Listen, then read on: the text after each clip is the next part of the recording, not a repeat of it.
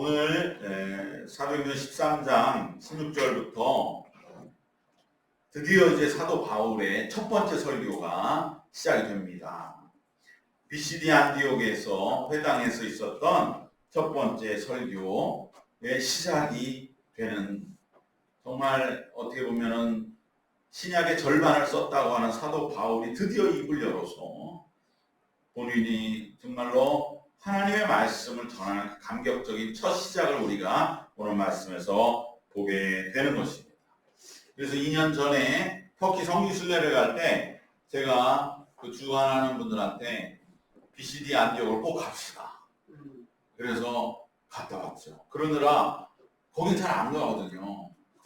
굉장히 떨어져 있어서 차를 한 4시간 이상을 더 타야 되고 왕복 8시간. 그런데도 구태여 갔는데 그곳에서 보았던 그 BCD 안디옥의 그 장소, 그 감격은 평생 동안 잊혀지지가 않을 것입니다. 바로 그곳에서 사도 바울은 정말 자신의 첫 설교의 말씀을 이제 오늘 이 16절부터 시작을 하고 있는 것입니다. 16절에 바울이 일어났다고 했습니다. 당시에 그 회당에도 가보면은 이렇게 우리나라로 말하면 벤치 같은 의자들이 쭉 있어요. 그래서 걸터 앉아서 같이 말씀을 나누는 경우가 많아요. 그래서 앉아서 랍비들도 말씀을 전하는 경우도 많았다는 것입니다. 그런데 바울은 일어났습니다. 일어났고 손짓하며 말하되 얼마나 감격적으로, 정말로 이 버가에서부터 BCD 안디옥까지 그 토로스 산맥을 넘어서 그 길을 정말로 몇 줄 지나서 온 그가 BCD 안디옥 회당에서 처음 말씀 전하는데 어떻게 감격적이지 않을 수 있겠습니까? 목숨을 걸고 이 한마디를 위해 여기까지 왔는데, 그러니까 그는 일어나서 손짓하며 하나님을 찬양하며 두 손을 들고 이제 설교를 시작하는 것입니다. 말하되 이스라엘 사람들과 및 하나님을 경외하는 사람들아 들으라. 그러면서 17절부터 말씀하고 있는 것이 바로 역사를 간추리면서 시작을 하고 있습니다. 이것이 사도행전에 우리가 나오는 설교자들, 제일 처음에 사도행전 2장에서 오순절 마가다락방 성령 충만을 받고 길거리로 예루살렘 길거리로 뛰쳐나와서 하나님 말씀 전한 베드로, 그 베드로도 처음 설교는 역사로부터 시작했어요. 그리고 순교한 스데반, 사도행전 7장의 스데반도 역사를 쭉 말하면서 설교를 시작합니다. 바울도 똑같습니다. 이것은 그렇기 때문에 유대인의 사고 방식과 어법의 특징입니다. 유대인들은 역사를 중요시하죠. 헬라인들은 사고와 논리, 철학을 중요시하고요. 그러나 이야기, 신화 이런 것을 중요시하지만 히브리인들은 역사입니다. 역사를 중요시하는 것입니다. 바울의 설교도 이러한 베드로와 스데반과 똑같이 역사로부터 출발을 하고 있는 것입니다. 결코 시공간을 초월한 어떤 영원한 진리를 말하는 것이 아니라, 물론 예수 그리스도라고 하는 영원한 진리를 말하지만 그 출발은 철저하게 시공간, 땅의 뿌리를 받고 출발하는 것입니다. 시간 속에서 바로 또한 이 삶의 무대 위에서 어떻게 살아왔고 어떻게 살 것인가, 이것을 히브리인들은 중요시하는 것입니다. 우리도 마찬가지인 것입니다. 내 자신을 소개할 때 무엇으로 소개하겠습니까? 내가 알고 있는 지식과 내가 가진 소유와 재산으로 소개하는 사람들은 얄팍한 인생이죠. 그것이 아니라 히브리 유대인들처럼 내가 어떻게 살아왔는가, 내가 어떤 삶을 살아왔고 또 지금 내가 어떤 목표를 향해서 나아가고 있는가 하는 것이 내 소개가 되는 사람, 바로 그 사람이 복된 인생을 살고 있는 줄로 믿습니다. 오늘 우리는 우리 삶의 역사 속에서 지금 교회를 세우는 역사의 시기를 보내고 있습니다. 모든 것이 다 갖춰진 교회보다 신앙생활하기는 결코 쉽진 않겠지만은, 그러나 오히려 하나님께서 우리 교회를 일으키신 후에는 이 고생이 자랑이 되고 영광이 되고 복이 되고 간증이 될 줄로 믿습니다.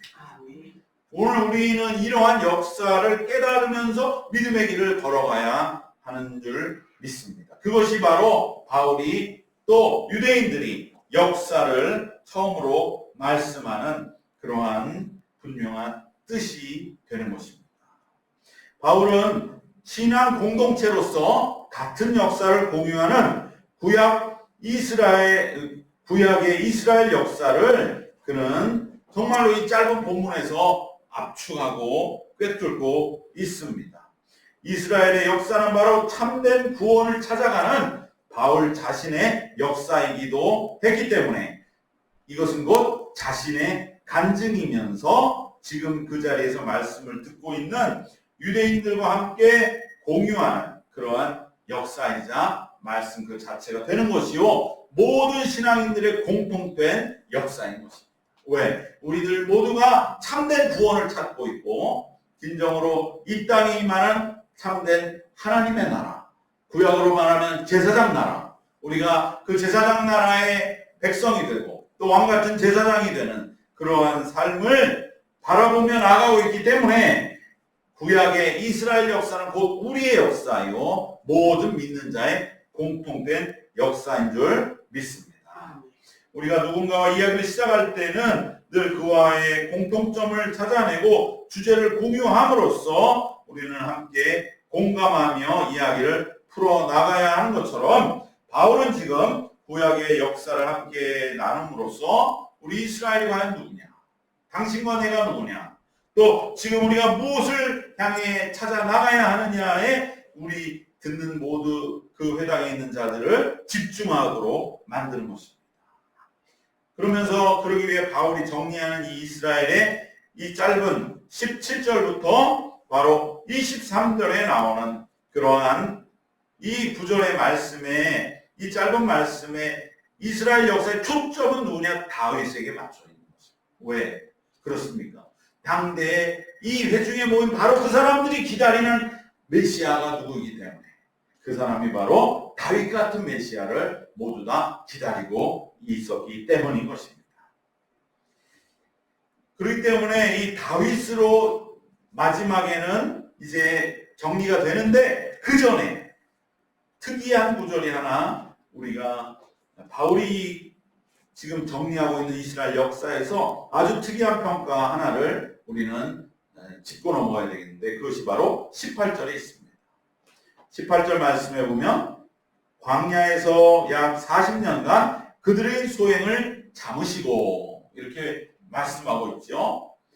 이것은 무엇을 말하는 것입니까? 우리가 구약에 대한 어느 정도의 그러한 말씀이 내용이 있는 분들은 이것은 바로 광야에서 출애굽한 1세대의 40년의 그 광야 생활을 말씀하는구나, 대번에 뭔가 아시게 되실 것입니다.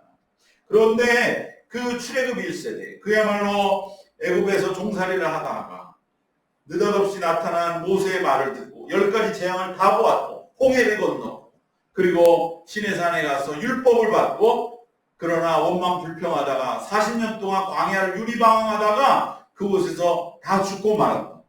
그 1세대의 그러한 삶을 사도 바울은 뭐라고 단정하느냐? 하나님이 그들의 소행을 참으신 기간이라 단정하고 있습니다.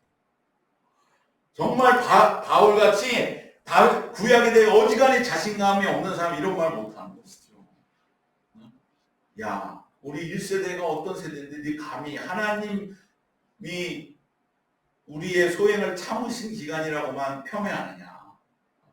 우리 1세대는 출애굽한 세대요. 믿음의 430년 만에 노예 생활을 박차고 나온 세대인데 어디 감히 네가 우리를 하나님이 우리의 소행을 참으신, 하나님이 참아주신 기간으로 그렇게 매도할 수 있느냐라고 할지 모르지만 바울은 아닌 것입니다. 엄격하고 냉정하게 또 하나님의 영을 받아서 단정하고 있는 것입니다. 그 기간은 하나님이 여러분의 소행을 참아주신 기간이에요. 라고 말씀하고 있습니다. 출애굽 1세대는 처음으로 애굽을 떠나 광야로 나온 이 험악한 환경에 정말 그리고 10가지 재앙을 보고 홍해를 걷는 놀라운 체험도 많이 했던 세대. 어느 세대보다 하나님의 기사와 이적을 많이 본 세대죠. 세상에 갈라진 바다를 건너간 세대가 어디에 있습니까? 또 10가지 재앙을 눈앞에서 생생히 본 그런 세대가 어디에 있습니까? 그리고 그들은 시내산에서 십계명을 가지고 하나님과 율법을 받고 계약을 체결했던 백성이요. 그리고 어쨌든지 간에 모세의 속은 썩였지만 그래도 모세를 따라서 40년 동안 나름 열심히 자기들은 광야의 여정을 보내고 견뎠다고 자평할 수 있을지 모르지만 바울이 볼 때 그들의 40년은 하나님이 속을 썩였던, 그래서 하나님이 참아주셨던 기간이라고 결론 짓고 있습니다. 여러분, 우리는 이것을 우리에게 뭘 말합니까? 우리들도 나름으로는 내가 첫 신앙이야. 내가 그래서 남모를 고난 많이 겪었지. 그리고 정말 익숙하지도 않은 하나님의 율법. 출애굽 첫 세대가 노예로 살다가 율법을 처음 받고 율법대로 살으라니까 어떻게 내가 살으라는 거죠? 하면서 정말로 그래도 자기를 변화시키느라 고생하고 율법을 어떻게 쓰나 지키고자 몸부림치며 척박한 환경을 버텨왔다고 자신의 신앙의 여정을 평가할지 모르지만 하나님이 보실 때는 여전히 하나님의 속을 썩이며 여전히 모세와 같은 또 하나님과 같은 누군가를 원망하고 환경에 불평하며 자신이 누구인지를 모르고 그렇게 하나님이 우리의 소행을 참으신 기간으로 우리의 지금의 신앙의 삶도 여겨지고 있다고 한다면 이것은 우리에게 주시는 모세의 분명한 하나의 짚어주는 지점이 되는 것을 기억해야 할 줄로 믿습니다. 정말 우리가 하나님 마음에 맞춘다는 것, 그것이 어떠한 길일까? 중요한 것은 우리가 늘 회개하는 마음으로 주님 앞에 나가기만 하면 하나님은 우리를 기억해 주시는 것을 믿으시기를 바랍니다. 이스라엘 백성이 고생을 안 한 게 아니죠. 고생을 했지만 인정할 만하지만 그럼에도 그들이 결정적으로 부족했던 것은 무엇이냐? 하나님 앞에 그들이 늘 나아가 무릎 꿇는 것. 바로 그것이었던 것입니다. 그렇기 때문에 그러한 율법의 근본 뜻을 깨달아서 그들이 끝까지 하나님 앞에 충실했더라면 그러면 이러한 평가를 받지 않을 수도 있었겠지만 그들은 그러한 마음을 갖지 못했기 때문에 결국은 광야에서 모두 쓰러지고 말았던 것입니다. 그렇기 때문에 오늘 우리도 내가 힘든 환경이라고만 여길 것이 아니라 마음에 내가 혹시나 내 속 깊은 곳에 어떤 원통함을 내가 아직도 품고 있는 것은 아닌가, 또 내 안에 어떤 불만족스러움을 예수 그리스도 십자가 보혈로 해결함을 받고 있지 않은 것은 아닌가 라고 기도하면서 하나님의 그 깊으신 용서와 화해의 뜻을 구해야 할 줄로 믿습니다. 바로 이것이 우리가 18절에서 보는 광야의 약 40년간 그들이 소행을 참으셨다라고 하는 이 바울의 엄격한 평가 속에서 주시는 오늘 우리가 붙들어야 할 마음. 주님, 저는 정말 지금 고생하고 있지만 설사 내가 지금 주님 속을 썩이고 있는 것은 아닌지 주님께 여쭙습니다. 무릎 꿇습니다. 주님, 제가 더 온전하게 하여 주시옵소서. 기도하는 우리가 되어야 할 줄로 믿습니다. 그리고 이제 바울은 구약의 역사를 아주 짤막하게, 정말로 실력 있는 사람은 짤막하잖아요. 말을 구구절절 하지 않잖아요. 그러니까 바울은 여기서 정말 이렇게 짤막하게 족장들에 관한 창세기도 그냥 한 어구로 정리를 하는 것이죠. 17절에 이 이스라엘 백성의 하나님이 우리 조상들을 택하시고 여기에서 창세기가 끝나는 거죠. 우리 이스라엘 백성의 하나님이 우리 조상들을 택하셨다. 아브라함, 이삭, 야곱, 요셉을 택하셨다. 그 가운데 창세기에 많은 우여곡절이 있었지만 한 문장으로 끝나시는 거예요. 하나님이 택하셨다. 그래서 언약을 맺으셨다. 다 하나님이 이미 붙잡으셨다. 이렇게 창세기를 한마디로 끝내는 겁니다. 그리고 그 다음 애굽 땅에서 나그네 된 그 백성을, 여기서부터 출애굽기죠. 애굽 땅에서 그 나그네 된 그 백성을 높여 큰 권능으로 인도하여 내사. 18절 우리가 살핀 것처럼 광야에 약 40년간 그들의 소행을 참으시고, 여기까지가 출애굽기, 레위기, 민수기, 신명기가 여기서 다 끝나는 것이죠. 그리고 19장 가나안 땅 7족속을 멸하사 그 땅을 기업으로 주시기까지 여호수아 약 450년간이라. 이것이 바로 애굽 노예 생활 400년, 그리고 출애굽 40년, 정복 10년, 450년을, 그러니까 창세기부터 여호수아를 불과 3절에 딱 정리를 하는 거예요. 바울이 얼마나 강력한 정말 율법에 정통했는가 우리는 여기서 체험할 수 있죠. 그리고 20절에 그 후에 선지자 사무엘 때까지 사사를 주셨더니, 사사기, 사무엘 3까지. 그 다음에 21절 그 후에 그들이 왕을 구하거늘 하나님이 베냐민 지파 사람 기스eder 사울을 40년간 주셨다가, 이거 사무엘상이죠. 그리고 22절 패하시고 다윗을 왕으로 세우시고 증언하여 계시되. 사무엘상, 사무엘상. 벌써 이 6절밖에 안 되는 말씀으로 창세기부터 사무엘하까지 다 그냥 한 번에 정리를 하는 것입니다. 그리고 오늘 우리 주제의 말씀 22절입니다. 22절에서 구약의 초점인 다윗에 대한 말씀을 이제 주시면서, 하나님은 구약에 왜 다윗이 초점인가? 그것은 하나님이 구약을 통해 원하셨던 건 뭐냐? 자기가 한 백성을 택하셔서, 하나님이 한 백성을 택하셔서 그 백성을 제사장 나라 만들어서, 이 땅에 수많은 인간들이 살았다 죽을 거지만 그래도 한 나라는 하나님을 예배하는 그 나라를 만드는 것이 구약의 목적이었거든요. 그것이 누구에게 이루어졌냐? 다윗 때에 이루어졌다. 그러니까 구약은 다윗이다. 이것을 바울은 단언하는 것이죠. 왜 다윗이냐? 하나님 구약에서 자신의 제사장 나라의 그 비전과 목적을 이 땅에 성취하신 것이 다윗이기 때문에, 그래서 다윗이 구약의 초점이 됩니다. 그것이 바로 22절입니다. 사울을 패하시고 다윗을 왕으로 세우시고 증언하여 이르시되 내가 이새의 아들 다윗을 만나니 내 마음에 맞는 사람이라 내 뜻을 다 이루리라 하시더니, 여기에 내 뜻이 뭡니까? 제사장 나라를 이 땅에 만듭니다.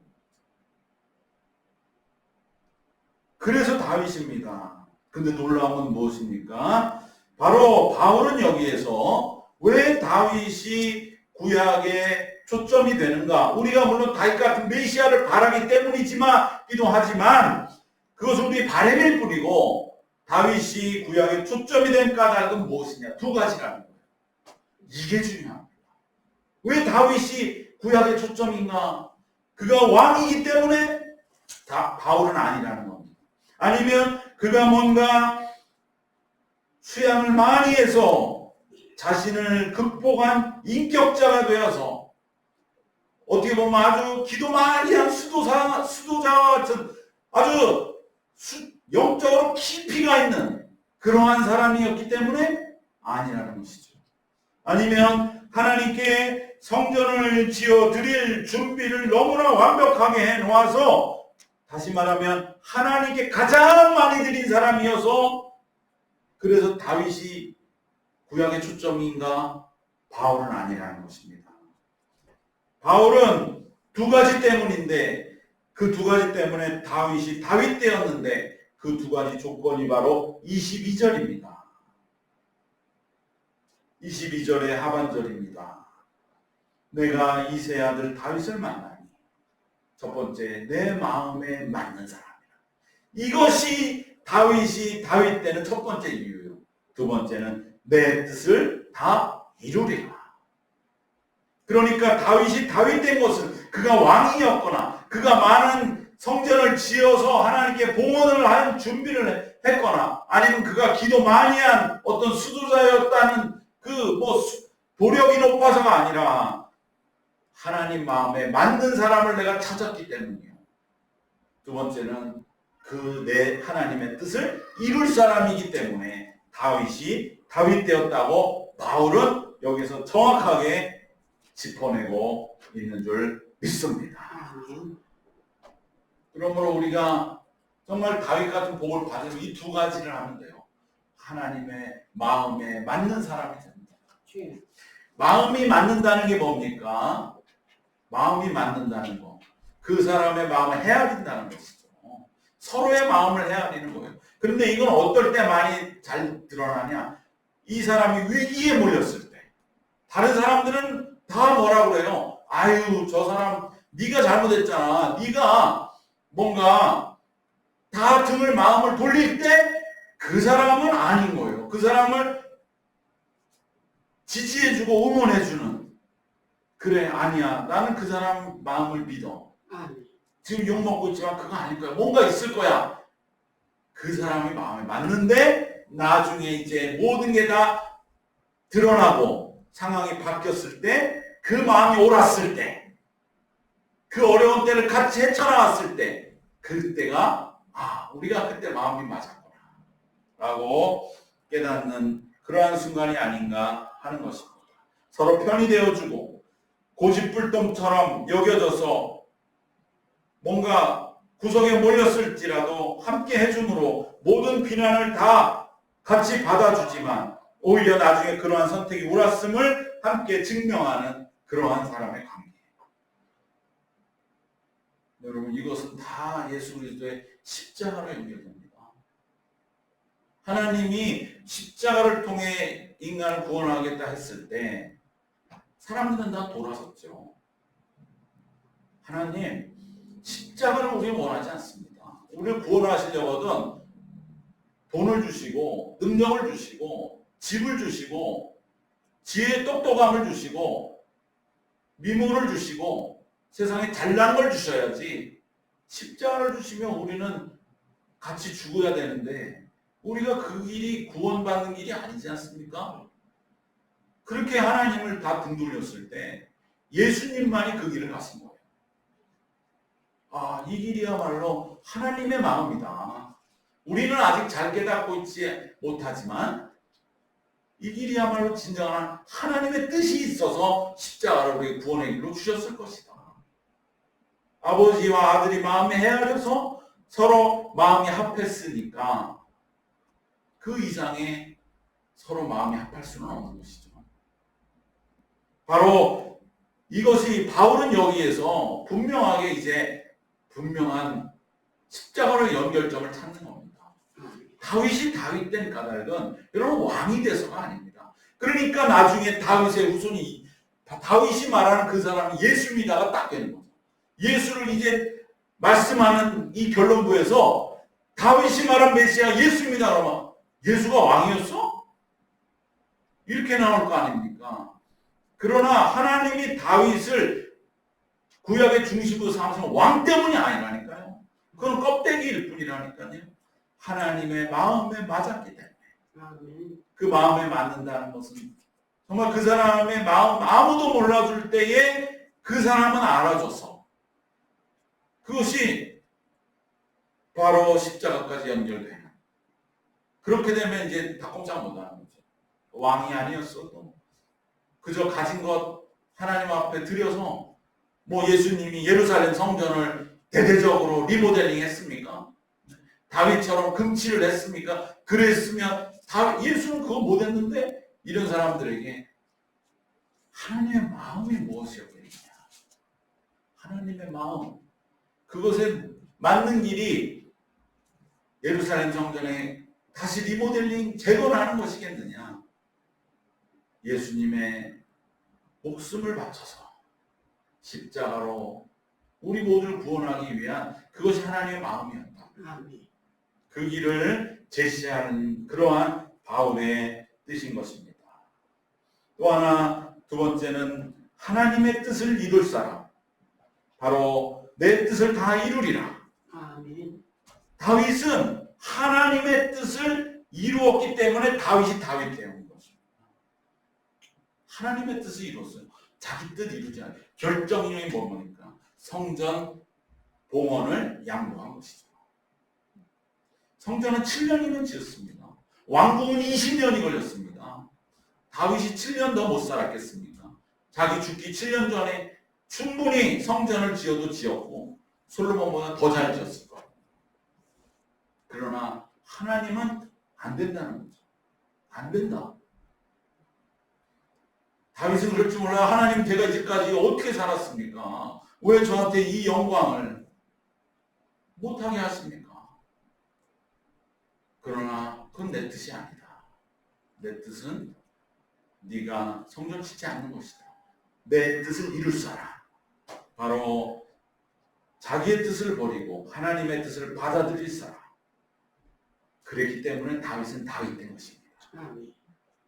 여기에서 당시에 많은 유대인들은 다윗 같은 메시아를 기다릴 때 생각하는 다윗은, 그래, 다윗이야말로 최고의 왕이었고 이스라엘은 그때 떵떵거렸고 그때 우리는 정말 하나님을 잘 예배했잖아.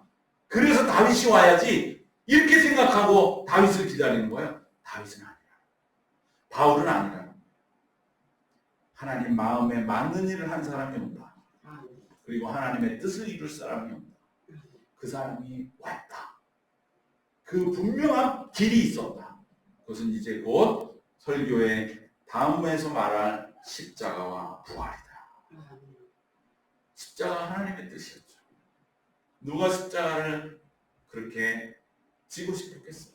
예수님도 겟세마네에서 분명히 기도하셨지 않습니까? 주여, 하실 수 있으시면 이 잔을 내게서 옮겨주시옵소서. 그러나 그 기도에서 하나님의 뜻을 받아들이시면서 내 뜻을 이루리라. 그래서 다윗을 뛰어넘는 영원한 메시아가 되신 것입니다. 그렇기 때문에 바울은 이제 다윗이 메시아 된 그 두 가지를 말씀하면서 바로 이 둘 다, 즉 하나님의 마음에 맞는 것과 하나님의 뜻을 이룰 그 둘 다가 바로 십자가와 부활이며, 이것이 새로운 방식의 구원의 역사라는 것을 이제는 선포하는 준비를 마친 것입니다. 바울은 이제 이 비시디 안디옥에서 새 역사를 선포하고 있는 것입니다. 여러분, 우리가 받은 복음은 새로운 역사입니다. 그리고 궁극적인 역사입니다. 오늘 바울은 이제 설교의 앞부분만을 우리가 나누었지만 새로운 역사가 왜 역사인가? 그동안 우리가 생각한 다윗이 왕이었기 때문에, 성전 때문에, 또 그가 시편을 짓고 많은 일을 했기 때문에 메시아가 아니라 하나님의 마음에 합했고 하나님의 뜻을 이루었다는 그 일을 이룰 사람이 진짜 메시아라는 그러한 새로운 역사를 준비케 하고, 이제 뒷부분에 가면 율법으로 의롭게 되지 않았는데 이제는 되지 않느냐라고 하는 궁극적인 역사를 알림으로 인하여 완벽한 그러한 하나님의 복음을 선포하는 모습을 우리에게 나타내고 있습니다.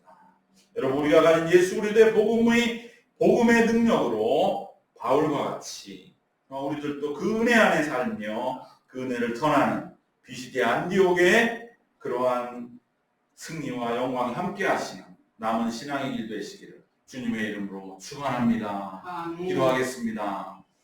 하나님, 감사합니다. 사도 바울이 정말 예수 그리스도의 귀한 복음을 가지고 와서 그곳에서 정말 이 땅에서 전하는 그 놀라운 감격과 은혜가 오늘 우리 삶의 원동력이 되게 하여 주시옵소서. 하나님, 그리하여 우리의 마음을 더욱 굳건하게 붙잡아 주며 하나님, 우리의 모든 삶의 문제들이 주님 안에서, 주님의 마음 안에서 서로 헤아리며 해결함을 받고 또한 주님의 뜻을 이루어가는 그러한 분명한 하나님의 은혜로 나타날 수 있도록 하나님 붙잡아 주시옵소서. 주님께서 새로운 복음의 이 능력과 권능과 감격이 우리의 삶에 힘이 되게 하시고 소망되게 하시고 승리가 되게 하여 주실 줄 믿사옵고 예수 그리스도의 이름으로 기도드리옵나이다. 아멘.